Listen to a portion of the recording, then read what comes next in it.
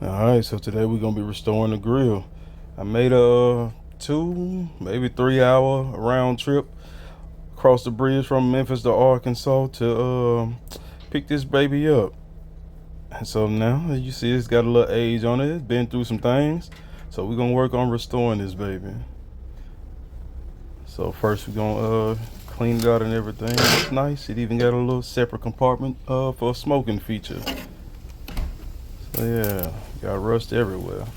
So first, had my boy start to scoop all the ash and everything out of the grill. And then I started going over with a wire brush. And you have to go over this whole thing from top to bottom, back and forward.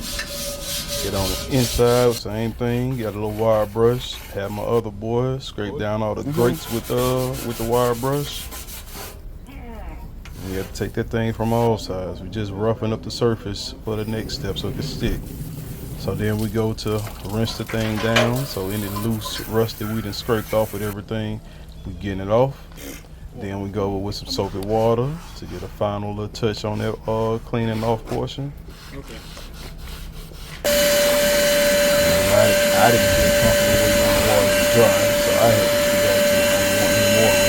Nope, I don't know if you have to or not, but I did it. And you got the shot back and just start back and all the extra water back. And once the wipe down was done, this is what we left with. A little smoother, tad bit cleaner, but still got a lot of work to actually get it looking like something better. And so went on and chopped me up some wood because I'm gonna have to heat this baby up.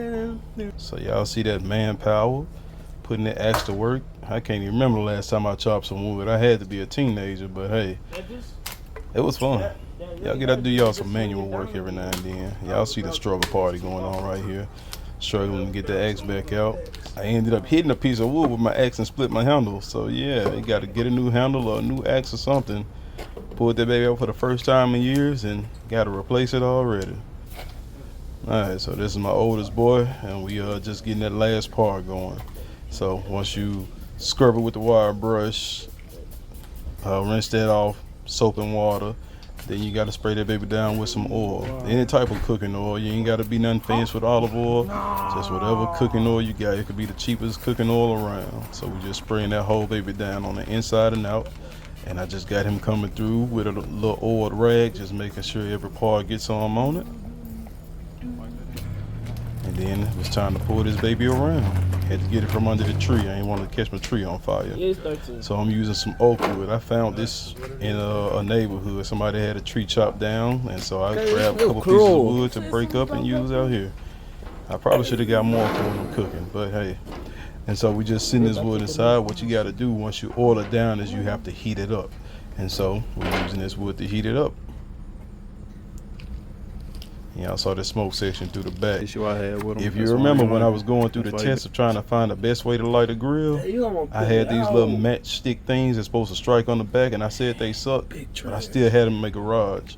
But yeah, they still suck. So I ended up having to use a lighter to light them. My wood didn't want to stay lit, so I had to add some charcoal to it. And this was our final result. You see it looks a lot darker, a lot smoother. Looks better to me. What y'all think? So yeah, that's your steps to restoring the grill. Get out there and have fun with it.